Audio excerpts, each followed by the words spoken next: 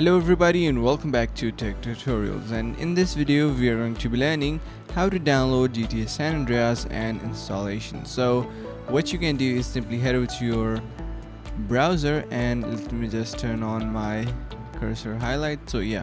So first of all, what you're going to be doing is simply head over to your browser, and in the search bar you're going to be simply typing GTA San Andreas. So you're simply going to be typing GTA San Andreas download official, something like that, and then you're going to be heading over to this official site called Rockstar Games, and now you're simply going to be heading over to that, and in here you will be able to see that you have Grand Theft Auto San Andreas. So you will also be able to see that we have its definitive edition as well. So you can simply click on this buy now option, and it will be directed towards your buying section. So you can see we have this available for so here you'll be able to see that we have this option to buy now.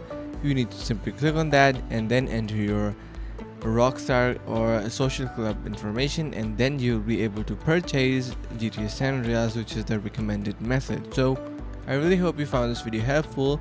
If you did so, make sure to subscribe to the channel, like the video and share with a friend. So thank you so much for watching, and see you around in the next video.